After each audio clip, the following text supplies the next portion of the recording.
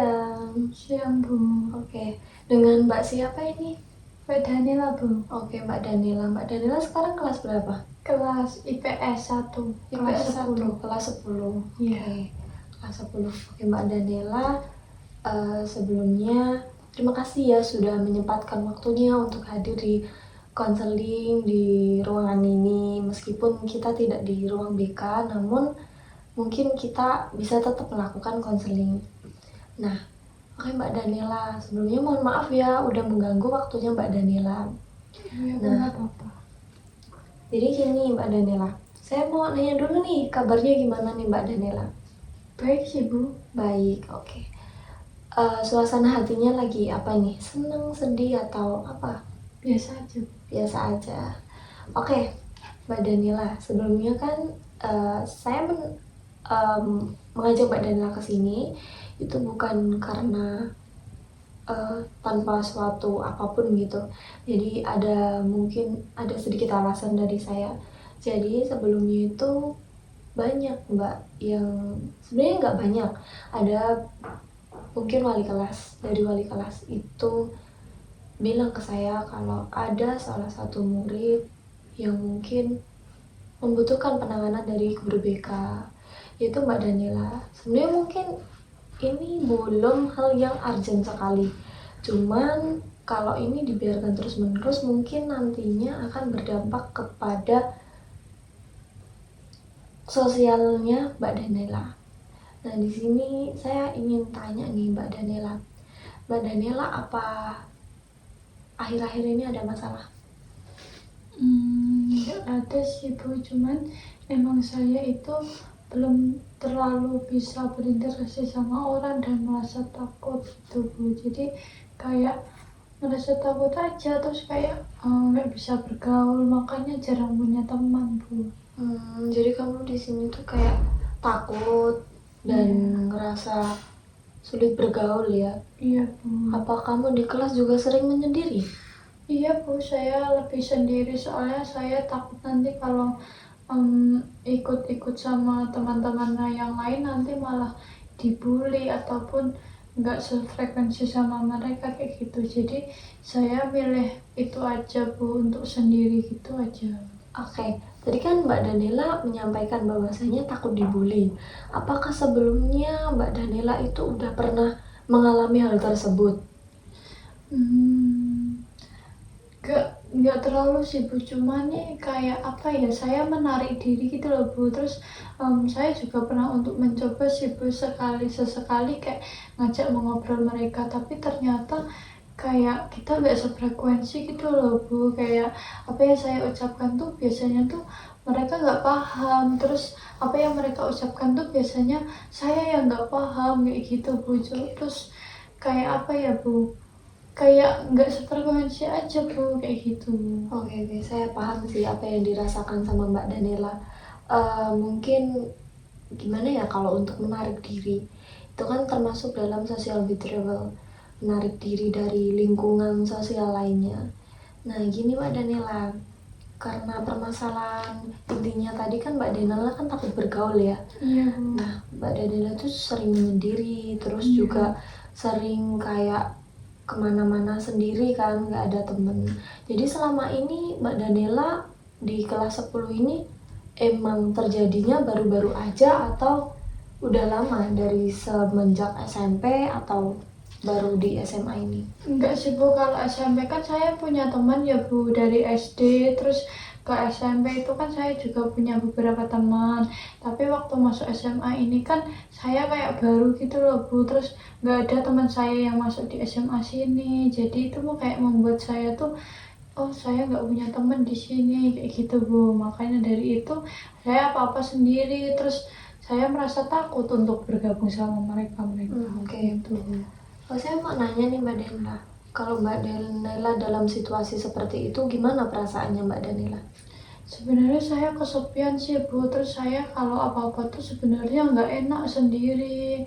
Terus saya tuh juga sebenarnya merasa terbebani karena rasa takutnya itu loh Bu, itu kan nggak enak ya kalau kita kemana-mana merasa takut, dan itu kayak buat saya malu juga Bu. Apa-apa dikit-dikit buat saya malu kayak gitu Bu. Nah, berarti kan kalau seperti itu artinya permasalahan Mbak Danila ini cukup mengganggu psikologis dan mungkin bisa berdampak ke akademiknya Mbak Danila juga kan? Iya Bu. Nah, kalau kayak gitu mungkin kesulitan apa aja sih yang Mbak Danila alami karena Mbak Danila ini tuh takut untuk bergaul gitu?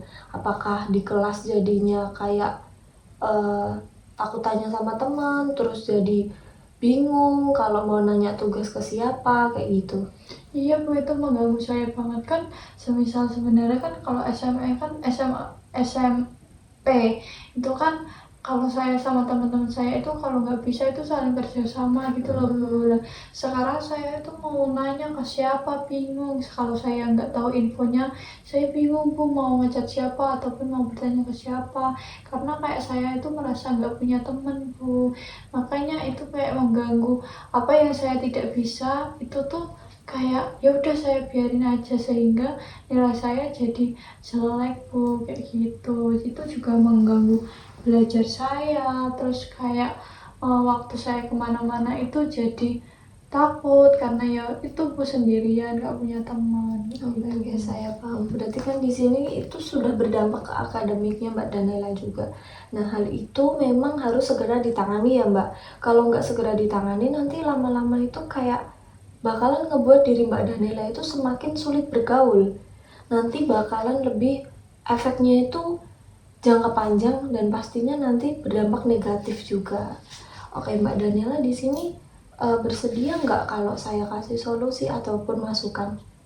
Iya Bu, saya juga butuh itu Bu, biar saya tidak merasakan hal-hal yang kayak gini juga. Oke, berarti tujuan Mbak Danila ini di konseling ini juga karena juga ingin mendapatkan pencerahan ataupun solusi juga kan untuk mengatasi permasalahan Mbak Danila ini. Oke, kalau Mbak Danila bersedia, mungkin saya akan sedikit berikan itu sih masukan atau solusi. Nah, di sini Mbak Danila itu mungkin dengan cara sedikit demi sedikit untuk melawan rasa takut itu sendiri. Oke, di sini tuh Mbak Danila bisa bayangin kalau Mbak Danila tuh punya banyak teman, terus kayak punya teman main, terus nanti kalau tugas-tugasnya itu kalau nggak bisa tanya temen, kan selama ini Mbak Danila belum ngerasain itu ya di kelas 10. Nah, kalau gitu kamu bisa bayangin seperti itu. Kamu bayangin, terus gimana perasaan kamu? Mungkin saya lebih senang dan lebih ceria dan mungkin saya bisa merasakan kehappyan di dunia ini mungkin.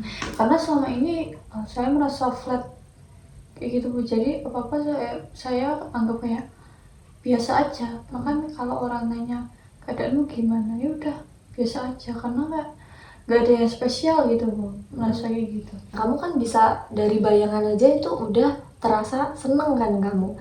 Apalagi kalau itu benar-benar terjadi di kehidupan kamu nyata gitu. Terjadi di sekolah kayak gitu. Nah, mungkin Mbak Danila tuh bisa, Mbak Danila itu takut ya kalau nanti omongan sama teman gitu. Ya Bu, saya takut kalau salah bicara nanti malah jatuhnya malah saya yang dibully, ataupun kayak kalau nggak sefrekuensi takutnya malah kayak ganggu mereka kayak gitu loh Bu. Itu yang kayak pikiran saya itu udah overthinking duluan sebelum kayak mengajak ngobrol mereka Bu. Oke, sebelum ngajak teman-teman berinteraksi, Mbak Danila ngerasa panik nggak? Lebih ke takut gitu. Takut. Oke. Untuk menanggulangi rasa takut itu memang agak sulit. Namun itu bisa dilakukan secara sedikit demi sedikit.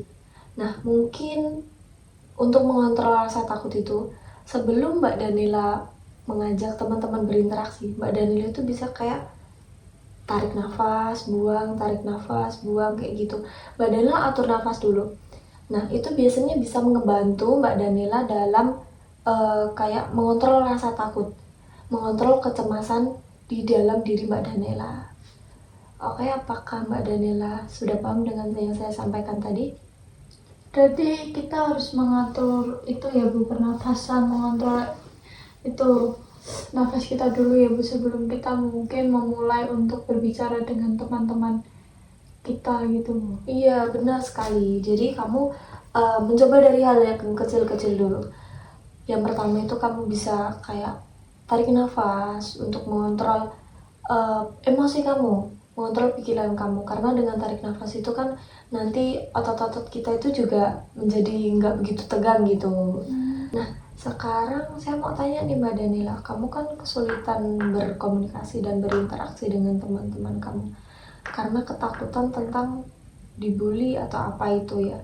Sebenarnya itu bisa Mbak Danila itu sedikit demi sedikit itu kayak dikesampingkan dulu perasaan takutnya.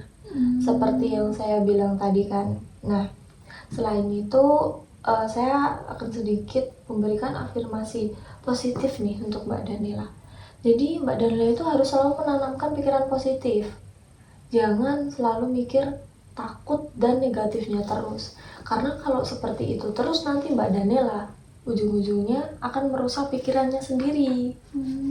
Nah, untuk itu Mbak Danila itu bisa ngasih afirmasi positif ke diri Mbak Danila sendiri. Nah, Mbak Danila belajar nih, kayak contoh di rumah ya, atau sebelum Mbak Danila ngomong sama teman-teman Mbak Danila bisa bilang kayak gini, boleh nggak aku gabung sama kalian mainnya gitu. Coba Mbak Danila ikutin. Gak malu ya Bu ya? Nggak apa-apa, dicoba dulu. Oke. Boleh nggak aku gabung sama kalian? Kayak gitu Bu. Iya bener. Nah itu udah bagus banget. Jadi Mbak Danila itu udah berani mencoba dan belajar untuk ngomong boleh enggak.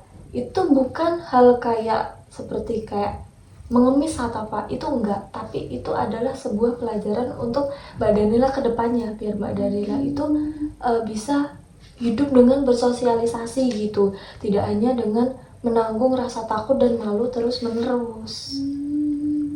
Jadi begitu. Oh, berarti saya harus mencoba dulu itu ya Bu, kayak mau berkenalan sama mereka, mau kayak ikut mereka, saya juga harus ada usaha gitu juga ya Bu. Benar. Jadi kamu tuh harus ya memberikan afirmasi positif ke diri kamu sendiri. Mungkin nanti kamu bisa mencobanya lagi seperti yang saya ajarkan tadi. Tapi nggak apa-apa ya kan Bu, kalau semisal aku kayak gitu, maksudnya mereka nggak akan ngebully saya ataupun kayak buat saya terpojokkan ataupun mereka merasa nggak nyaman gitu kah Bu? Enggak dong. Jadi kadang tuh mungkin teman-teman itu juga takut atau sungkan untuk mendekati kamu karena dia merasa mungkin takut ngeganggu kamu. Jadi kamu buang pikiran negatif itu dulu. Kamu berani aja dulu untuk mengajak mereka bermain atau apapun. Gak usah takut dibully. Kalau nanti dibully atau ada apa-apa, kamu bisa langsung lapor ke saya ataupun ke wali kelas. Ya, berarti juga ada penjagaan gitu ya Bu? Iya, kamu bisa menjamin semuanya itu bisa aman gitu. Baik Bu. Selanjutnya nih, kalau Mbak Danila nantinya punya pikiran negatif itu lagi, takut ditolak ataupun takut dibully ataupun pikiran negatif lainnya. Nah, afirmasi positif lagi aja Mbak, dengan kayak berkata dalam hati ataupun Mbak Danila berkata ke diri sendiri kalau bahwasanya kalau aku nanti ditolak main sama mereka, ya sudah aku cari teman yang lain gitu. Itu bisa nanti Mbak Danila tanamkan ke dalam pikiran Mbak Danila itu sendiri. Jadi Mbak Danila itu kayak selalu ngasih afirmasi positif gitu. Biar nantinya selalu ada pikiran-pikiran yang positif yang bisa ngebantu Mbak Danila untuk tetap bisa bersosialisasi dengan teman-teman. Oh gitu ya Bu, berarti saya harus merubah mindset saya dulu ya Bu, berarti Bu. Oke. Jadi yang utama itu adalah merubah mindset dan jangan takut intinya sebelum mencoba. Baik Bu, siap Bu. Oke, sekarang kamu kan bisa nih belajar untuk memberanikan diri berinteraksi sama teman-teman kamu. Sudah ada keberanian belum? Sudah Bu, mungkin saya karena mindset saya juga sih Bu. Makanya habis ini kayak mungkin saya lebih mencoba dulu lah sedikit demi sedikit. Oke, nah nanti kalau semisal kamu pengen ngecoba lagi nih dengan hal-hal kecil lainnya, biar nantinya kamu tuh lebih berani lagi. Mungkin nanti tuh kamu bisa menanyakan hal-hal apa ya, yang standar gitulah ke mereka, yang biasanya kalian atau teman-teman pada umumnya bicarakan. Contohnya hal kecilnya itu kayak kamu menanyakan tentang tugas-tugas gitu. Kan selama ini kamu cuma diem aja kan. Kalau nggak tahu tentang tugas kan ya udah kamu pendam sendiri. Iya. Nah, itu kamu bisa memulai dari situ. Iya Bu, siap Bu. Saya akan coba.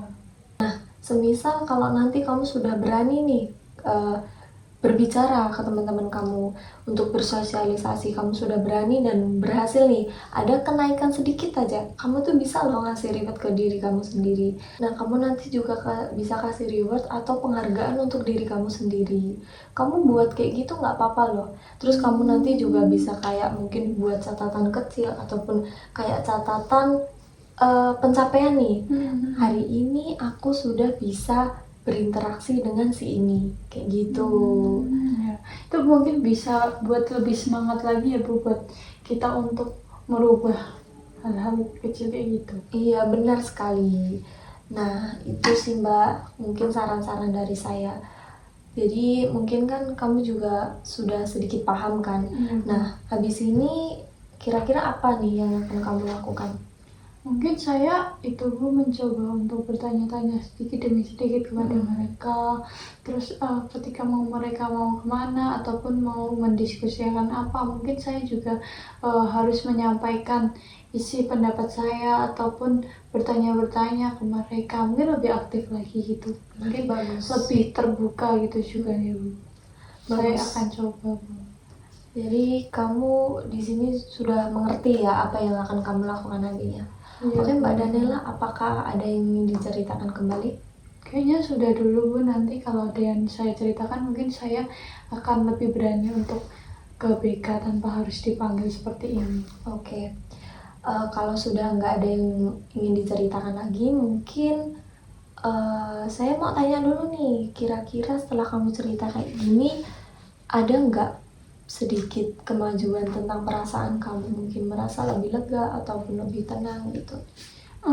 Mungkin dari saya lebih paham sih Bu caranya harus gimana kayak gitu. Kan selama ini kan nggak ada jawaban ya Bu ya. Kayak sekarang tuh lebih ada jawaban gitu jadi. Oke. Bagus kalau emang kamu memang sudah paham dan sudah merasa lebih lega. Oke, mungkin itu saja yang dapat Ibu sampaikan ya. Konseling ini mungkin kita akhiri saja. Kamu tetap semangat ya belajarnya dan jangan lupa untuk mencoba dan mengafirmasi positif untuk diri kamu sendiri. Oke, semangat ya belajarnya. Ya Bu, terima kasih juga ya Bu udah manggil saya, malah memberikan jawaban. Iya, sama-sama. Udah Bu. Iya.